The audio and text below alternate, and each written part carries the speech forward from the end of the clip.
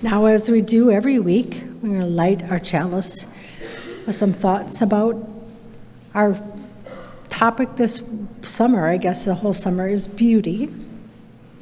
Melissa, if you want to come on up, that would be fine. Oh, sorry, change plans, didn't hear about it. As long as somebody lights the chalice, we're good, right? Thinking a lot about beauty in this world today where there is so much that isn't beautiful. Thoughts, ideas, angry people, angry topics. It's so easy to get caught up in the ugly instead of the beautiful. And I just wanted to tell you as I stand here today, that this is a lot of my beauty. The people that belong to this church and help support each other and fight for justice for everyone around us, you are all beautiful. Thank you. Do you know the abortion laws in Minnesota? If you don't, you're not alone. Our state constitution protects our right to have an abortion and the right to decide to have one. But most Minnesotans are not aware that our rights are currently restricted or what abortion access looks like in our state. Since 1995, lawmakers in Minnesota have proposed nearly 400 new laws restricting abortion access, intimidating providers, misleading patients, and increasing costs. Here are some of the laws currently in the state code. Minnesota law mandates doctors provide medically irrelevant information to patients. Anti-abortion legislators have mandated exactly what doctors must tell patients before they are allowed to have an abortion. The script includes medically irrelevant information, like suggesting a false link between abortion and breast cancer. Even if a doctor believes the information may cause harm to the patient, the doctor could risk losing their medical license if they do not follow the script. Doctors already counsel patients and obtain informed consent based on the risks and benefits of the treatment. Abortion is the only medical procedure about which lawmakers have mandated exactly what doctors must tell their patients.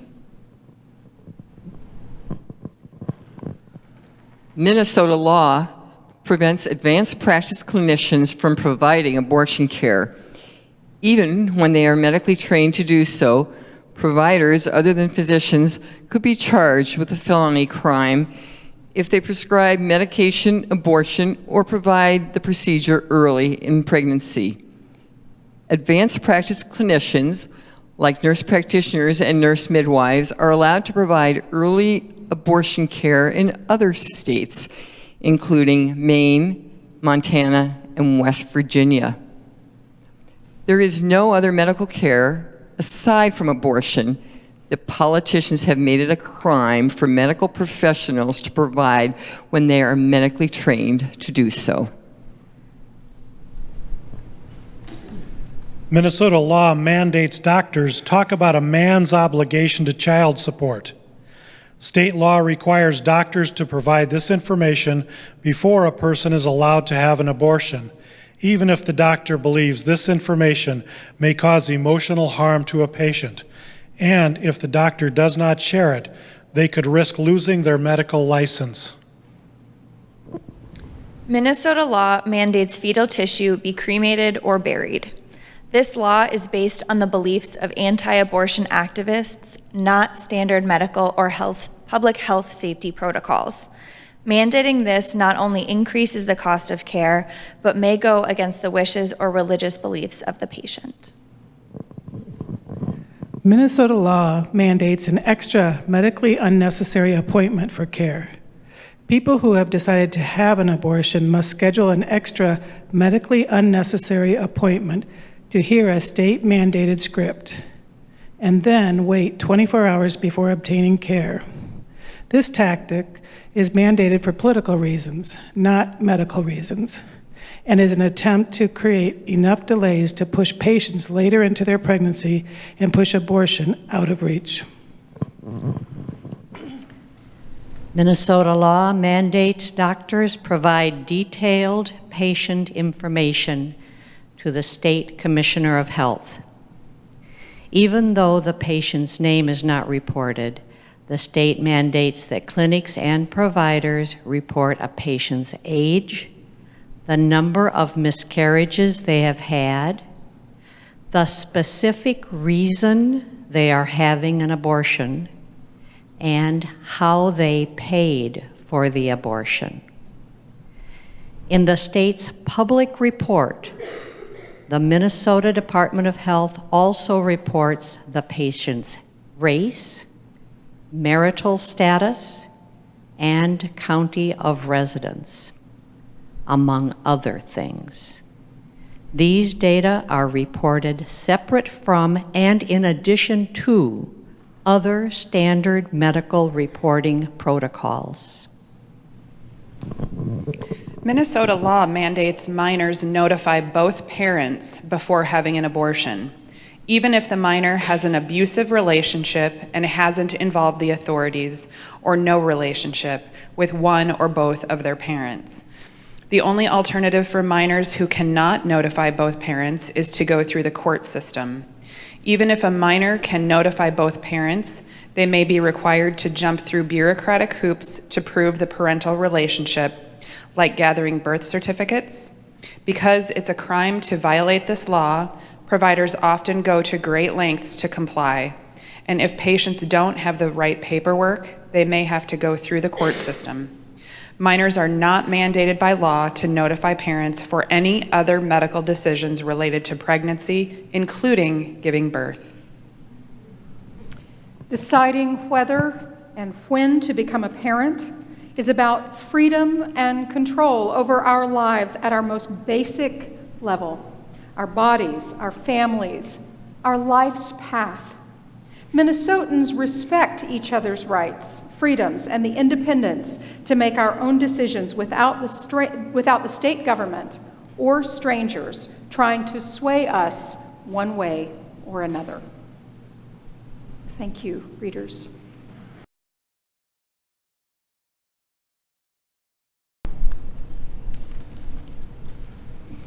Oh, Rochester UU, it sure is good to be back with you again. It's always a pleasure to be here, and I was telling Jay earlier, I remember the very first time I came into your sanctuary here years ago when the Prairie Star District meeting was in Rochester, and we had a labyrinth set up in your beautiful space. The chairs were all pushed aside, and we had little Christmas lights all around, and the lights were darkened. It is a beautiful, holy space, and it's always a joy to be here. In 1963, Dr. Martin Luther King said at a march on Washington, "We are now faced with the fact that tomorrow is today. We are confronted with the fierce urgency of now." In this unfolding conundrum of life and history, there is such a thing as being too late. There is no time for apathy or complacency. Now is the time for vigorous and positive action. Now, that quote could be the lead-in to many a sermon. We could be talking about any of a dozen issues. Climate change, the climate crisis, the immigration crisis, the racial justice crisis, economic equality, defending our democracy. The list goes on and on. Today, we're talking about reproductive health, rights, and justice, and we are in the fierce urgency of now. I serve the First Unitarian Society of Minneapolis as the Minister of Social Justice and Welcome. It's a great job for me. If I had to write a job description, this would be the one I would want. You may know by now that First Unitarian Society of Minneapolis has taken a vigorous and positive action. We have signed on as a plaintiff to a lawsuit challenging the Minnesota Constitution with a religious freedom claim against one of the mandates that you heard up here. There is a beauty in institutional strength. I'm thinking about your commitment to being a sanctuary congregation. It's not that one person decided one day we should be a sanctuary congregation and they're going to hang out in the lobby for 48 hours. You are doing that as a speaking out of your institutional strength. It's the we that says we can do this. At FUS, we have a history of institutional strength, 138 years of history, which includes members of the First Unitarian Society Alliance being instrumental in forming the Birth Control League. That was the forerunner of the Motherhood Protection League and later Planned Parenthood, after a visit to our congregation from Margaret Sanger. For decades, we have offered comprehensive sexuality education to our youth, as you do. I know you offer the OWL program. As a matter of fact, when I did my training as an OWL facilitator, it was here in this congregation. And I believe my buddy Luke Stevens-Royer was part of my training cohort. I'm pretty crazy about Luke. I hope y'all are.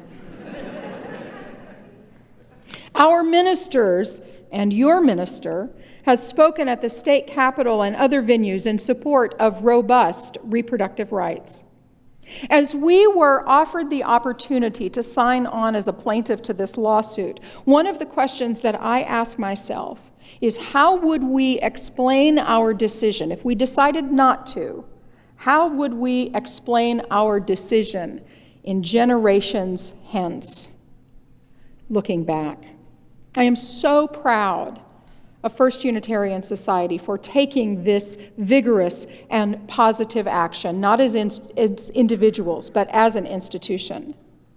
We're nimble, we've done our homework, and we're prepared for what's before us. So why a religious freedom claim? Because the Minnesota Constitution has a stronger religious freedom protection than the U.S. Constitution. I didn't know that. I got to look it up.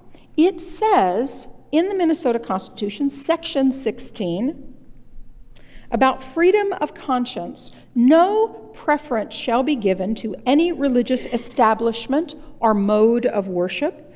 The right of every man to worship God according to the dictates of his own conscience shall never be infringed, nor shall any man be compelled to attend, erect, or support any place of worship, or to maintain any religious or ecclesiastical ministry. Nor shall any control or interference with the rights of conscience be permitted. It says more than that, but here's what we're affirming.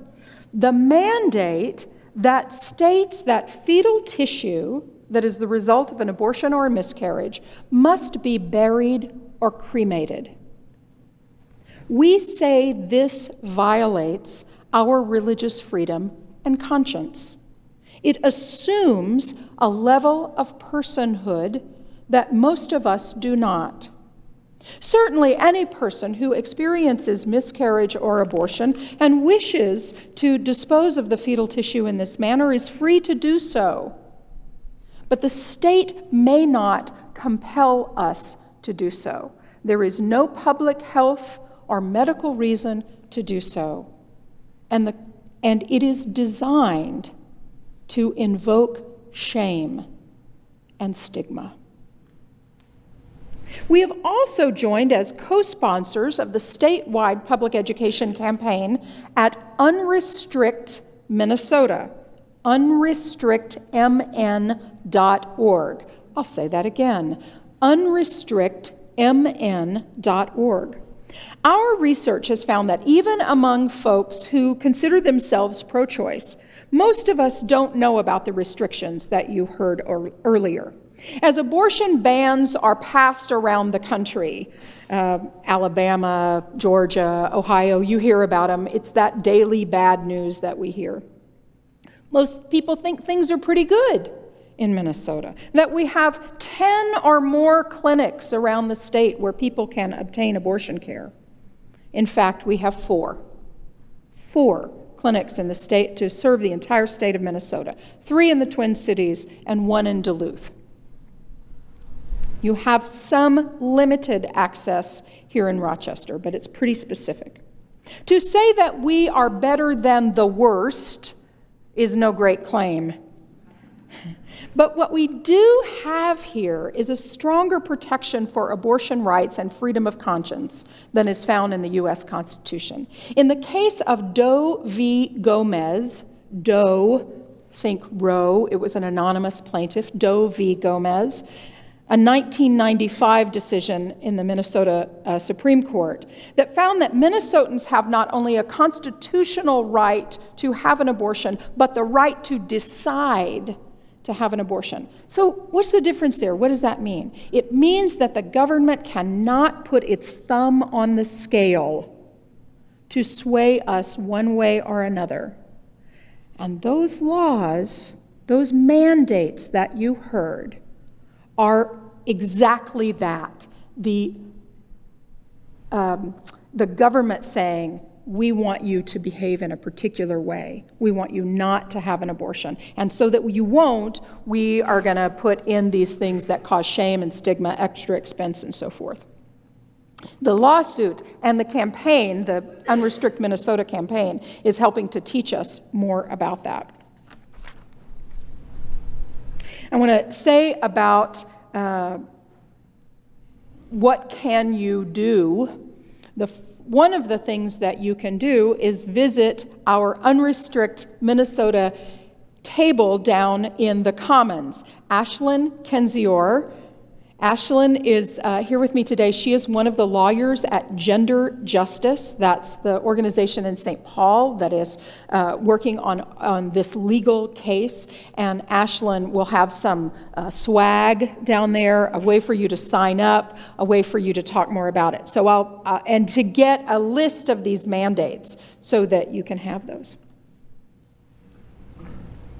So what all can we do? There are a few things. It's difficult to talk about.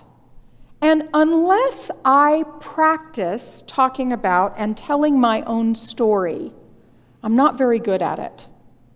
But I've practiced, and I've gotten okay with it.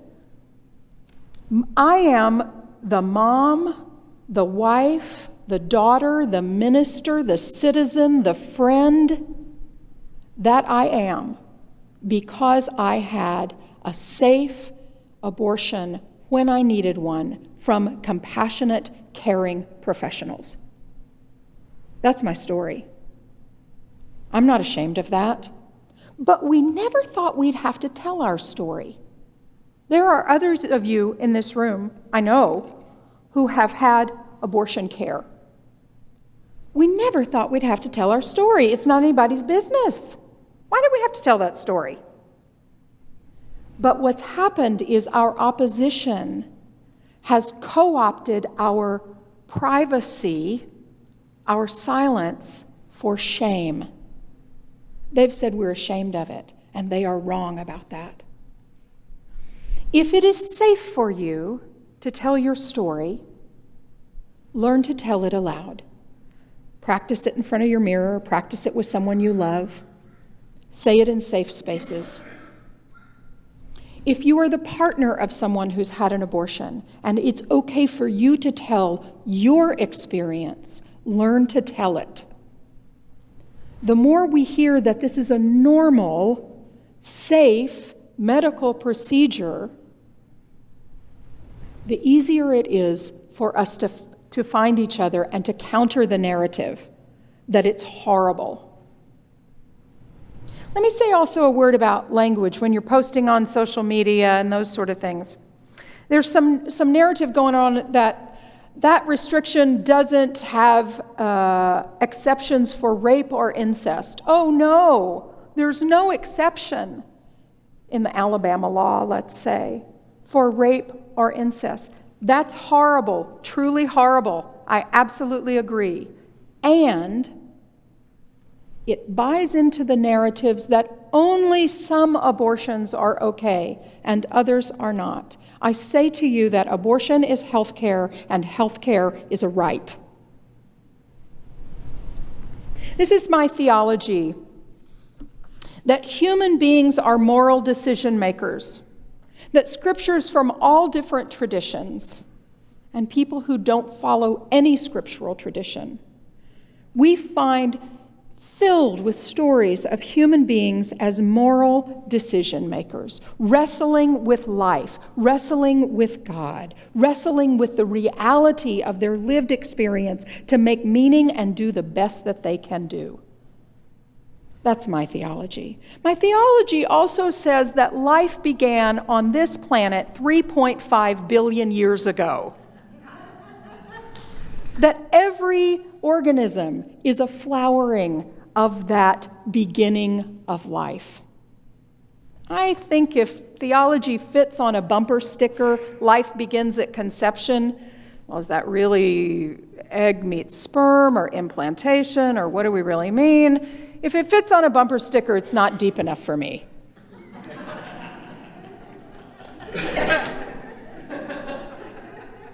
My theology is also, my sociology is that anti-choice rhetoric is about control.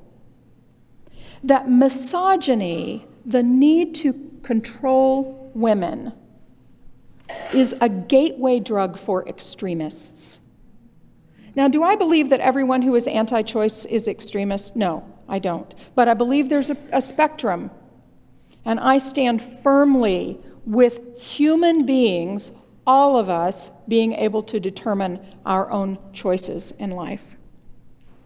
So here are a few things. Well, let me just finish that thought. The movement of folks who do not think that women should be trusted to make their own most personal reproductive health care decisions. Our opposition is 100% faith-based. That's why we have a religious freedom claim. There may be secular individuals who hold this belief, but there is no secular movement against reproductive health rights and justice.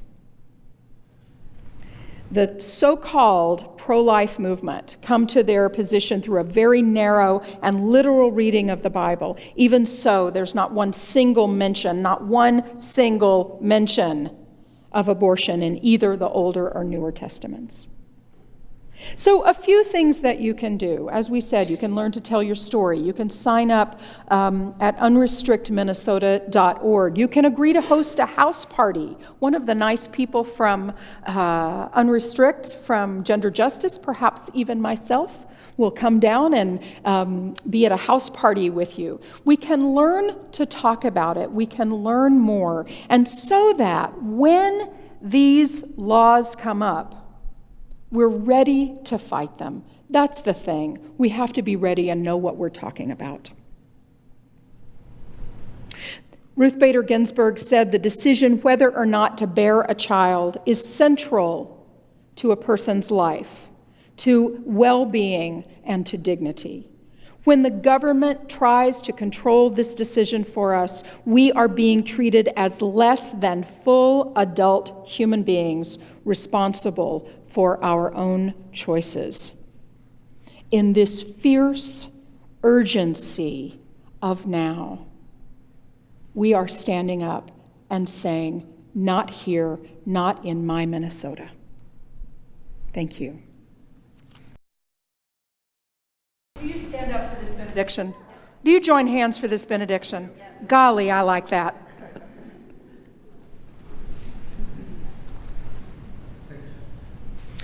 My favorite benediction is written by Wayne Arneson, a UU minister, and he says, "Take courage, friends. The way is often hard, the path is never clear, and the stakes are very high. Take courage, for deep down there is another truth. You are not alone. Blessed be, amen, and go in peace.